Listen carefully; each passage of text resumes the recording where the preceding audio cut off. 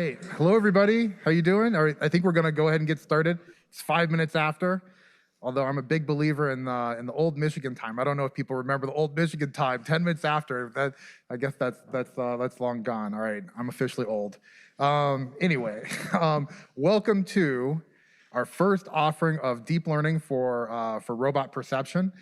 This is something that's being offered by myself. I'm Professor Chad Jenkins, along with one of my doctoral students, a senior doctoral student who's accomplished in deep learning and robot perception. Also Bayesian inference too, but we'll save that for another time.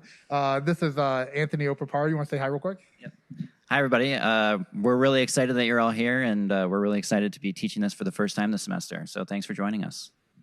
Awesome, and thanks to everybody online who's joining us, and all of you who are taking time. This is a course that we're offering because we see a lot of interest in deep learning. I'm still trying to come around to it myself, but it's been very useful for a number of our robots, and so we'd like to be able to share it with you and make sure that you have a chance to take a class and be exposed to this information, this knowledge, this academic year. We're also offering this course in the distributed teaching collaborative format with my colleague and former student, Professor Karthik Singh at the University of Minnesota. So they're 2 weeks behind us, but they'll be doing this class. They'll be doing this class with us. You're probably going to see a lot more of Anthony because he is the primary instructor for this course. I'm still around. I'm going to be doing a number of things to engage. I'm going to give the first part of this lecture, and then Anthony's going to tell you more about how we're going to run the course for the remainder of the semester. So I'm going to take over for a little bit. You'll see Anthony later in this lecture. If you have any questions, feel free to raise your hand at any time. If you're online, just put a question into the chat. We have people monitoring the chat there, and I'll take this mask off. All right, so everybody's heard about deep learning. You're super excited to know what we can do, and so the thing that interests me about deep learning is what it can do to help our robots see the world. And so that is what you're seeing right there is our Fetch robot. It's just right upstairs. It sits in our lab. We want to be able to get that robot to grasp things in cluttered and unstructured environments. And so this is just a video that I'm going to show. And so this is from work we did a few years back when my students were convincing me that we should try this deep learning thing. It's really awesome and amazing. And I was like, I don't know. It's kind of whatever. But man, has it really worked? And if you think about our goal, which is for perception and manipulation, so perceiving objects and being able to pick them up, grasp them, and do things with them in clutter, this has worked really well. And so this is a system that uses deep learning on the front end and probabilistic inference on the back end to be able to pick up objects in different types of clutter. So this is work we did actually about 5 years ago, and so it's not perfect. There's some mistakes, but it actually works really well for being able to see these objects, understand not just where something is, but that it's there, to detect that it's there in the first place, recognize what kind of object it is, and also be able to know the pose of that object, so that we can so then our robot could say, I know where that object is, and I can go grasp it. And so our goal for this semester is to be able to have systems that can do things like this. So the way that this system worked back in 5 years ago is we used deep learning as a front end. So this was mask RCNN, which is a convolutional neural network, to detect objects on the front end. I still don't trust neural networks completely, so but it worked really well for detecting those objects. And then what we'd have on the back end is a filter, a probabilistic filter, that would help us sort out which objects are actually there and which ones are sort of being imagined by the deep learning system. And that system worked really well, but back 5 years ago, there were more and more, deep learning has made significant advances since then. We now have systems that can detect, recognize the pose and grasp more different objects and different types of clutter. And so we've just seen really those advancements come on really fast. And so we'd like to be able to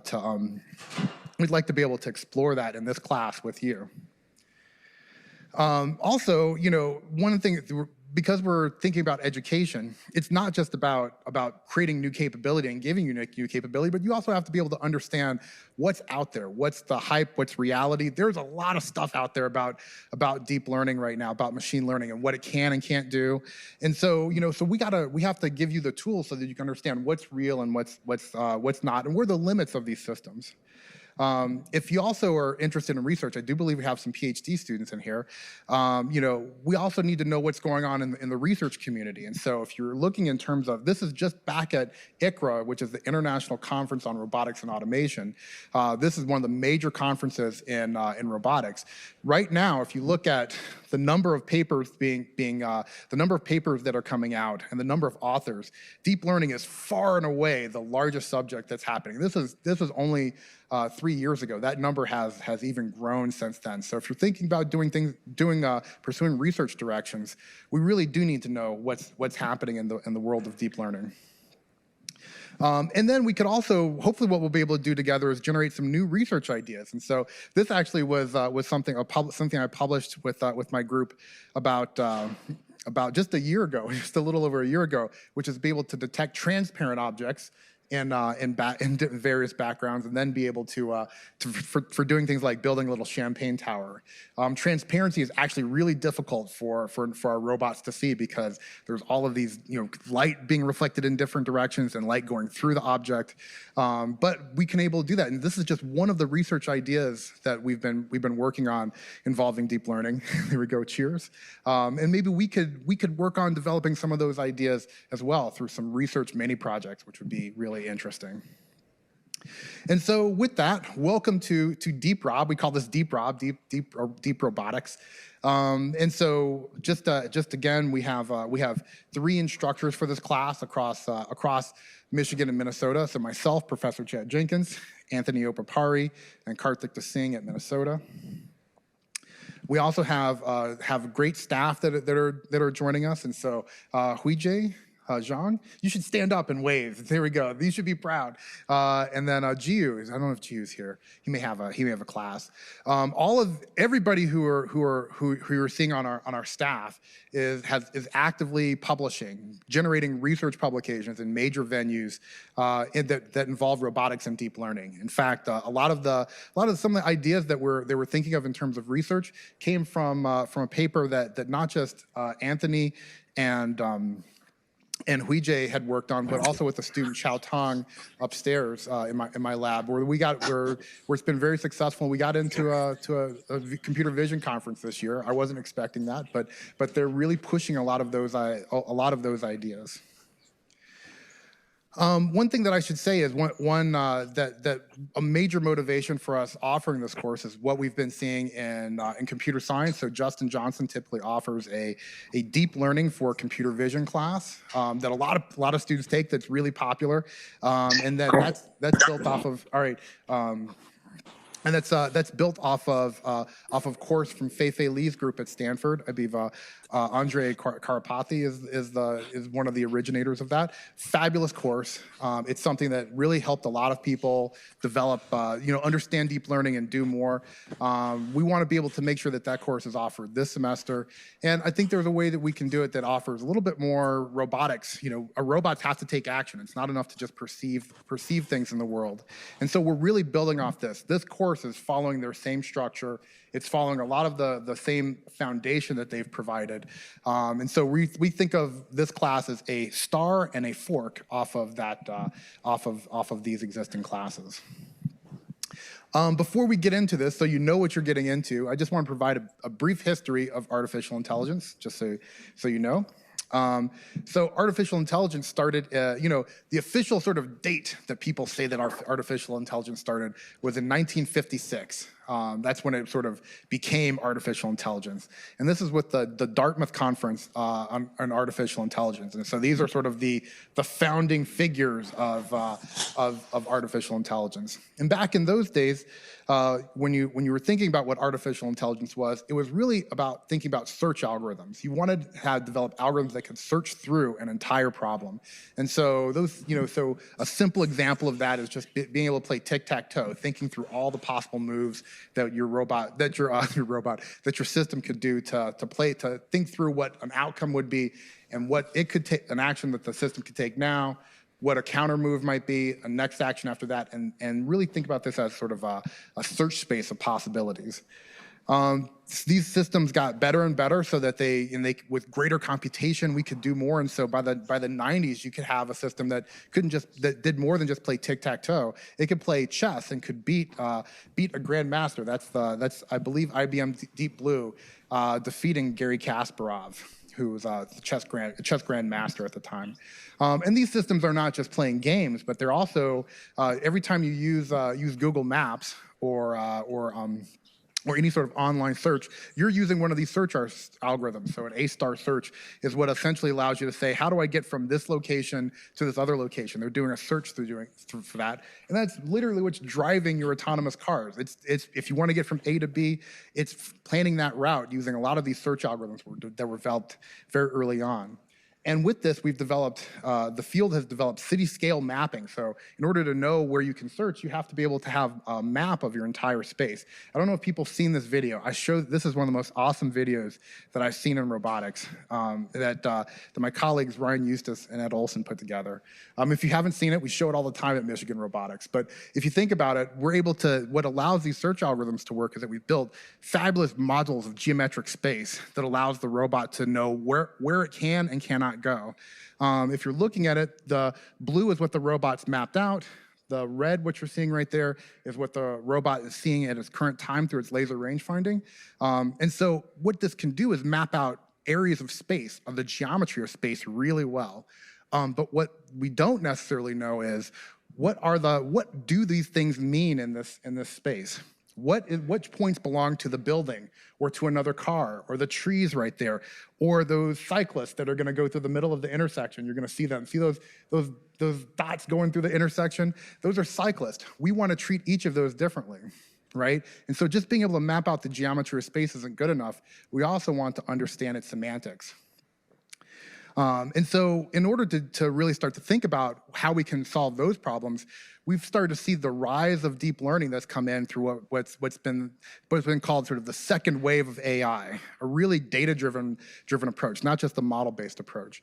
And so this is really this is sort of learning from lots of data, just grabbing massive amounts of data and using neural networks to solve this. And so this was kind of ushered in through AlexNet and DanNet before that. And so these really they blew the lid off of all of the visual object recognition challenges so that you could see what the semantics are in your scene.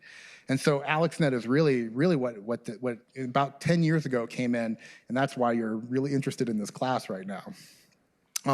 Deep learning has been, if you're talking about your autonomous cars, deep learning is really what is the main thing that people are using in order to spot pedestrians. And so in these types of cases, facial recognition, a lot of the tools that you're seeing that are using visual data or perceptual data, it's using deep learning to do that type of inference.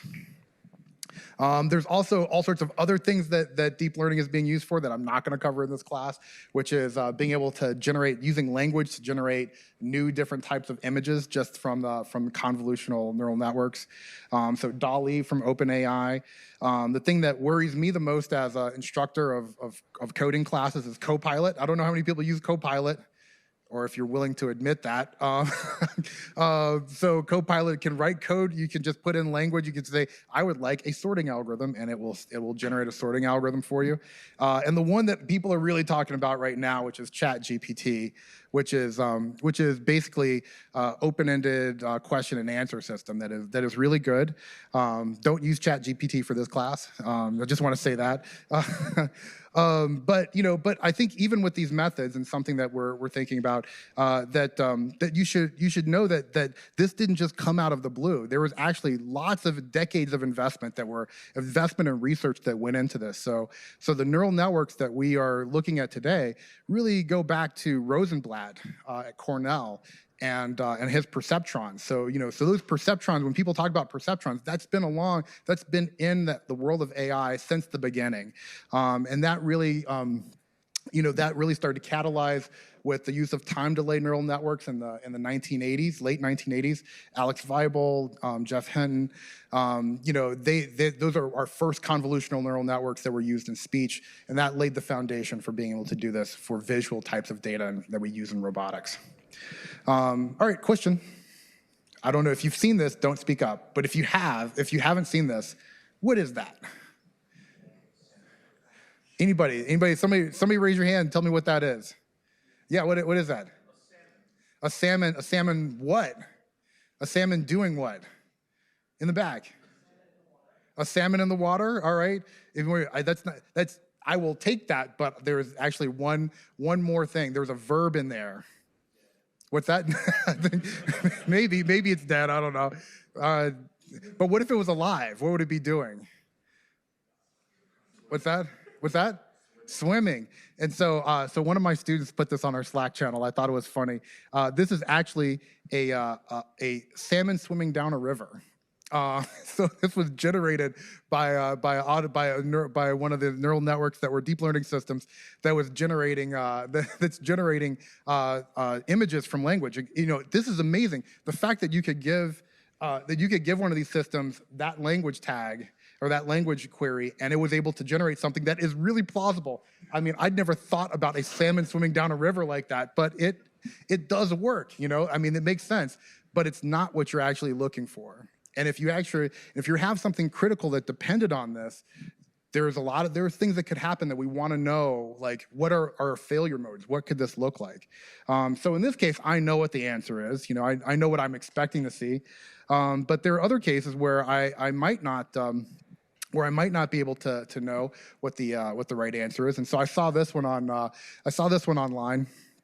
Somebody who was on the StarCraft Reddit. Anybody know what StarCraft is? It's a video game, right?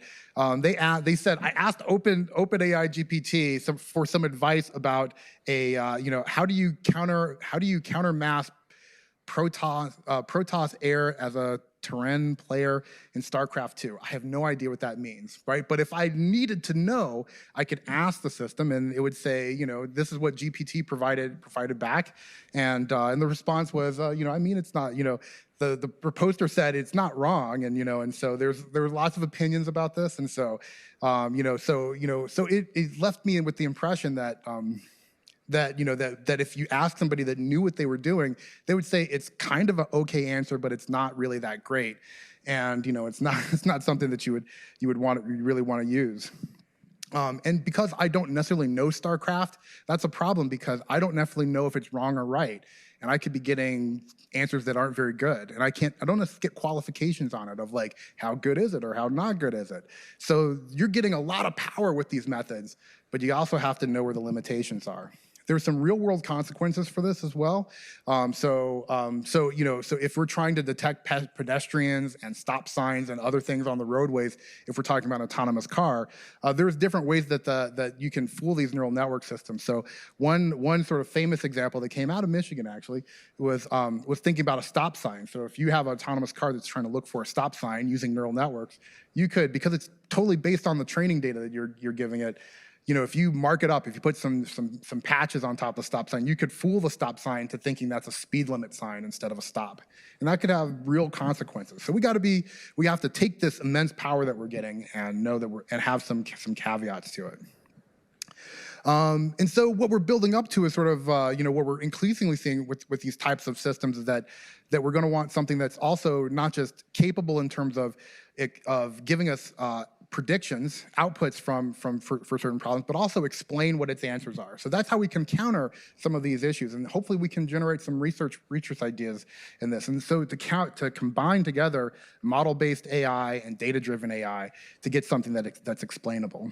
So for instance, there are cases where you might have some real ambiguity. Is that handwritten character a 9 or a 4? That's actually better than my handwriting, just so you know. So if you were looking at my handwriting, is that a 9 or a 4? Well, there could be explanations that say, well, if it did this in this situation, that would be a 9. If it sort of did 2 strokes, that might be a 4. And you might want explanations about what the system is giving you. Do you interpret? Do you go inside the neural network and try to figure out what it's thinking? Do you have something on the outside that can give explanations for those types of inferences? Who knows? But that'd be interesting research to be able to talk about. And so this is something that's actively being pursued right now in various different research labs and research agendas. And I think that's something that could be really, really great to explore with you.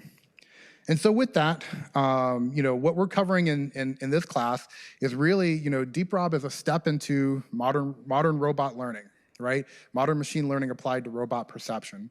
And so this is the kind of data-driven system that we're going to think about. If you want to study the other, first wave model-based AI, you can take my course, 511. We may still have seats. I'm not sure what the enrollment looked like. It was pretty packed, but there may be more seats. I'm happy to accommodate. But there's other courses, AI courses, courses in robotics that study the first wave, the foundations. And then there's also research for future AI, which we're going to explore. And so this is really sort of the landscape of where these ideas fit.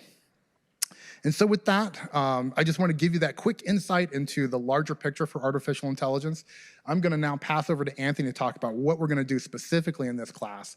And so I'm looking forward to a great semester with you. Thanks so much, Chad.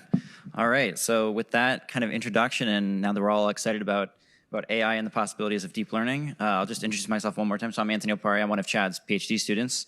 And so in the sort of second half of this first lecture, what I want to go over is the overall structure for this course, so what you should expect. So in terms of what resources we have, what the plans for the programming projects are going to be, the rest of the lectures, and then if you have questions along the way, feel free to stop, raise your hand or speak out, whatever you're comfortable with, and we'll answer those. So the first thing I want to point out is the main course resources that will be really useful throughout the semester. So the first one, if you haven't seen it yet, I would recommend bookmarking the website for this course, so deeprob.org. This is going to have, I would say, links to or just the raw content for everything that we're going to be using throughout the semester. So it's going to have the syllabus, which is what I'm kind of talking about in this second half. It has the course calendar, so a week-by-week breakdown of what to expect in lectures, and along with lecture recordings, the project files that you'll need, as well as links to other resources, such as our forum, EdSTEM, and also the AutoGrader. So for our forum, EdSTEM, we do have this to support communication asynchronously. So if you have questions on the projects or lectures, you can post questions to that. I'll talk a little bit more about that later on. And then in terms of projects, the one important resource also is the AutoGrader. So we're going to be using that for the core programming projects. So the website, if you open it up in your browser, you should see something that looks like this. And so I'll kind of go through and point out some of the key features. So it's meant to be really kind of easy to understand, but I would point out mostly the calendar on the left-hand side. So that link is going to take you to a breakdown of the schedule, and then some of the forum resources and the office hours and AutoGrader up on the top right. So in terms of meeting logistics, so for all of you who are here physically or virtually online right now, so you have found where it is that we're meeting and when we're meeting. So in-person lectures will be twice a week, so every Tuesday and Thursday from 3 to 4:30 p.m. in this room. We also have the Zoom available if you'd prefer meeting virtually, but I think meeting in person is better for spurring some discussion. And future on in the semester, we're going to have in-person paper presentations. So for those, we would strongly recommend in-person for meeting groups and things like that. In addition, we have a weekly discussion section, which meets in Friday afternoon, 4:30 to 5:30 p.m., also in this room.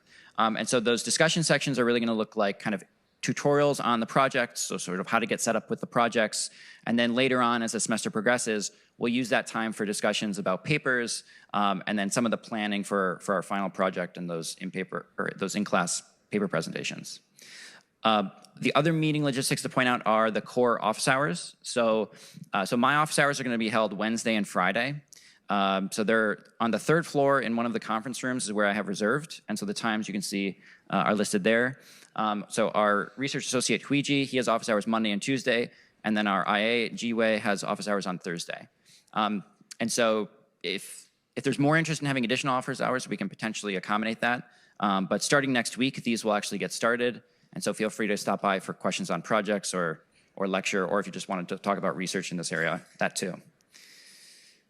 All right, so with regards to office hours, so one resource we're going to be using this semester is a queue system to make sure that everybody has fair use of kind of time during office hours.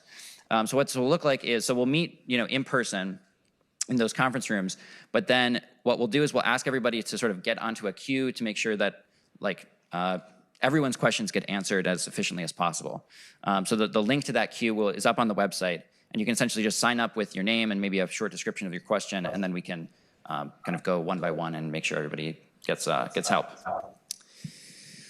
All right, so the overall course structure, so really the goal of this course is sort of twofold. So on the applied side, we want to make sure that you leave this course with the computational skills so that you could be successful in using deep learning for projects within robotics or within industry very effectively. Yeah, for anyone online, if you could mute, that would help. We're just getting a little bit of feedback. And so to support that, so the lecture content for the first half of the course and also the programming projects in the first half are really going to cover the fundamentals on how you would apply deep learning systems. But at the same time, one of the really exciting parts about this area, what I think is maybe the most exciting part, is that the limits and the possibilities for deep learning in robots are still being defined. Like, it's not a fully fleshed out field. And so as a result of that, it's very fast paced in terms of how the research is changing the field. And so a second goal of this course is to hopefully have you leave with the ability to actually read a new research paper that let's say gets posted on arXiv and actually reproduce the results for yourself and potentially start thinking about how you would want to change it to solve problems that you're interested in, or maybe make it even more efficient or more accurate. So given that those are the two goals of this course, so we have 6 total projects planned. And so these are going to build in complexity. So we'll start with the basic building blocks of neural networks, which are linear layers, and we're going to go all the way up to state-of-the-art topics. So things like neural radiance fields, pose estimation, tracking, visual odometry.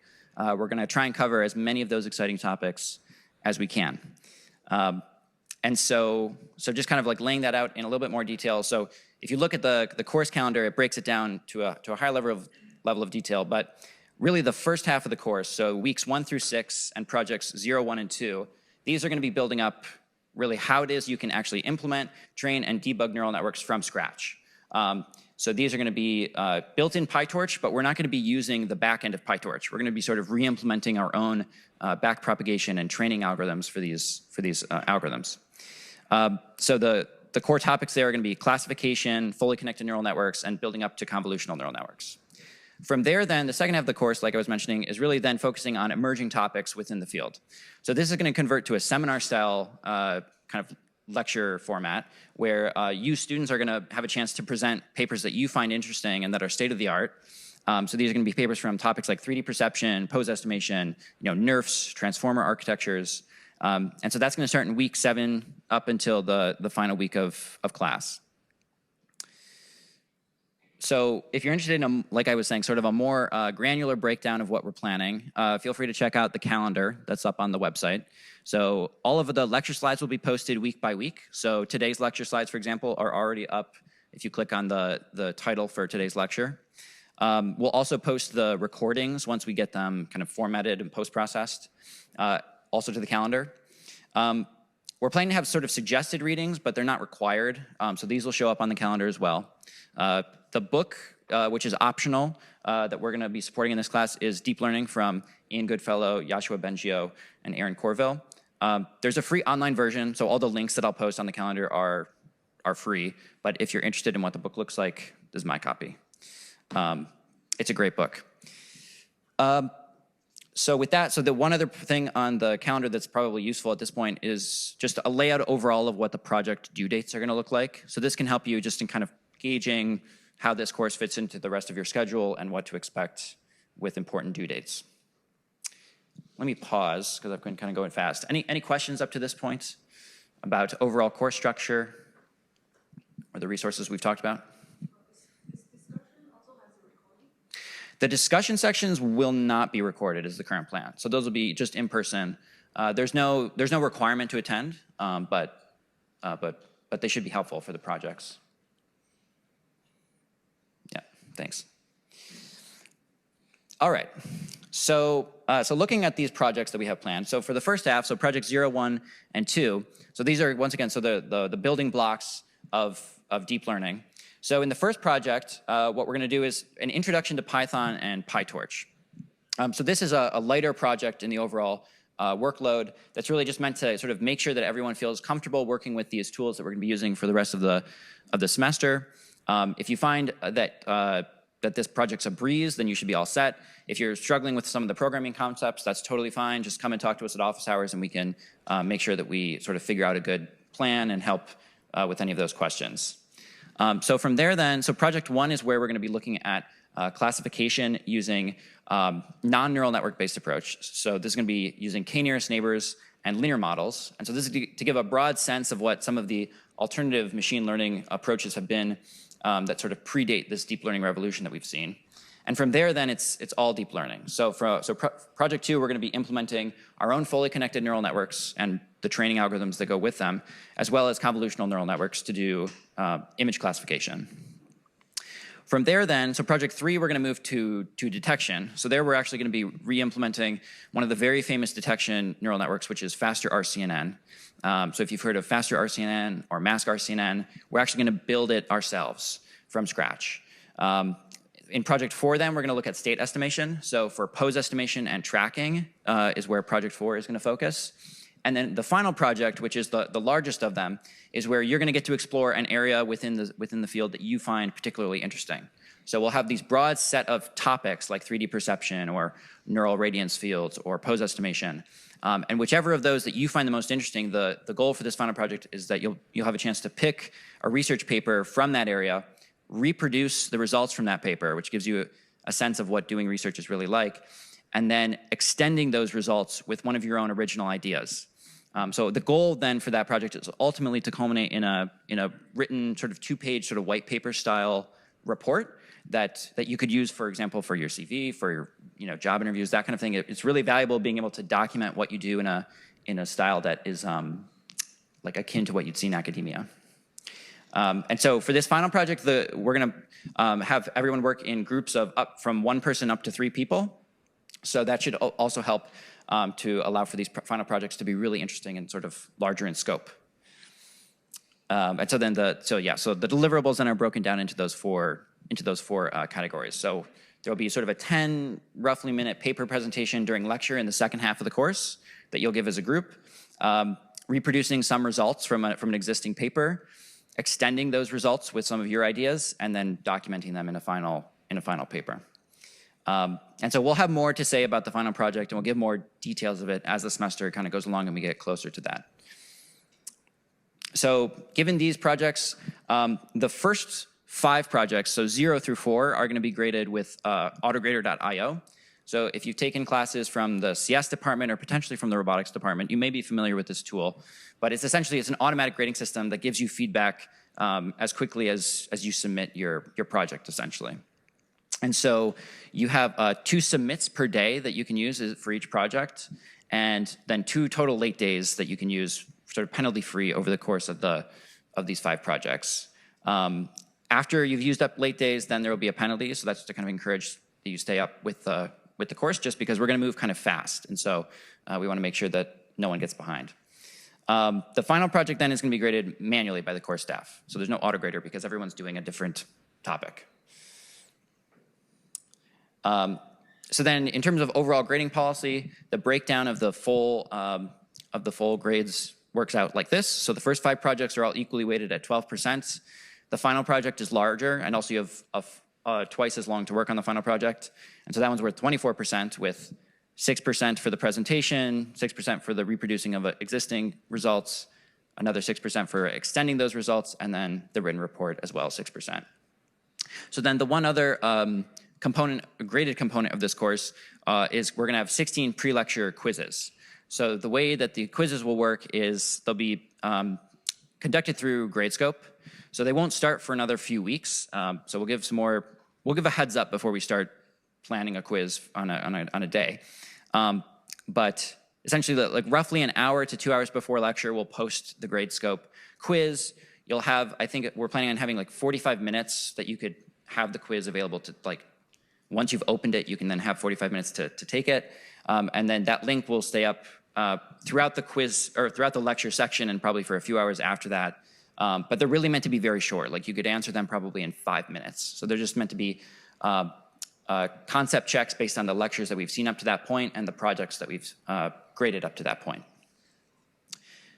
All right. Any questions on grading breakdown? A question in the chat says, how much emphasis will there be in the first half of the class on understanding the theoretical or practical implementation skills? So we'll do, we're going to try and cover both. So there will probably be more emphasis in this course on the application side of how it is we actually build up these systems. If you're interested, for example, like in the theory of optimization, which gets to how these algorithms are trained and how it is that they're effective, there are other optimization focused courses that go into the theory.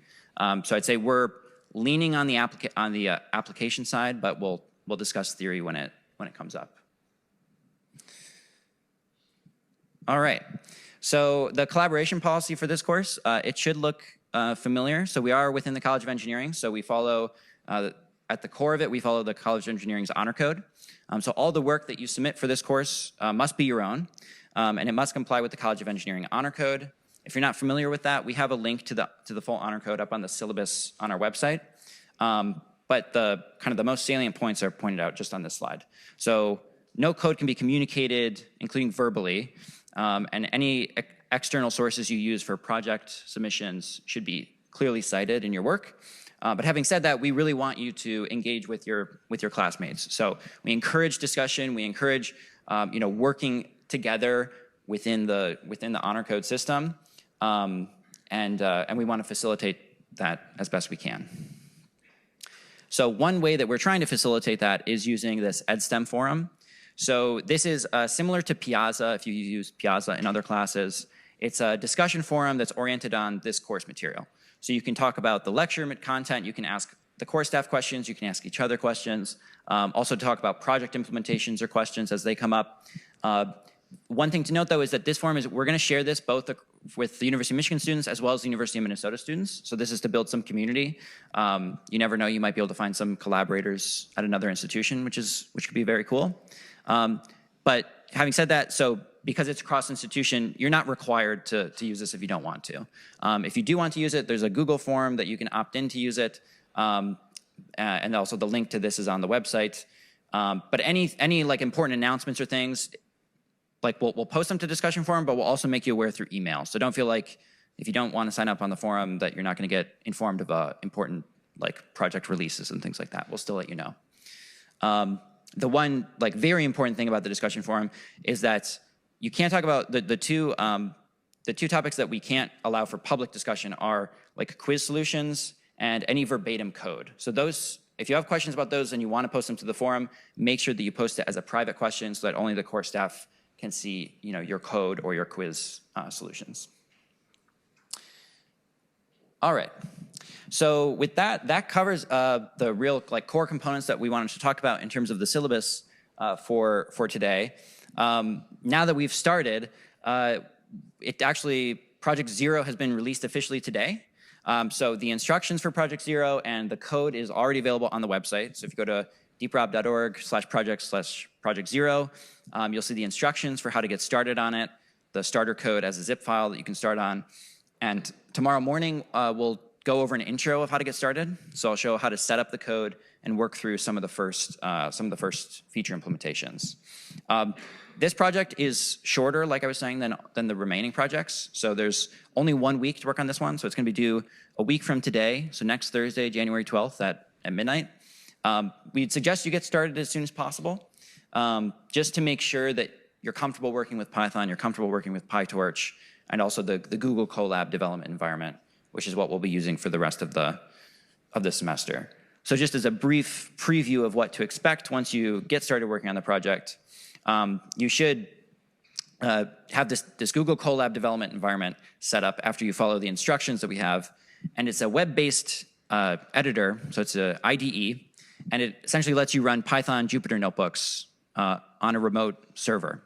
So what this lets us do for the future projects is we can use Google's GPUs for training our neural networks, and we all have access to the same resources, and we have this very friendly web environment where we can visualize results in real time and run our code in real time. So tomorrow, at tomorrow morning or tomorrow afternoon's discussion, I'll talk about how to set this up and kind of go through it. But with that covers the core of the syllabus and what to expect in this course. And next week, starting on Tuesday's lecture, we'll get into our first, deep learning for robot topic, which is classification. So we'll talk about image classification and linear classifiers for how we can classify the images that our robots are going to start seeing. And so with that, if there's any other questions, we're happy to stick around and answer them. But welcome to DeepRob. Thanks for joining us, and we're really excited to be working with you.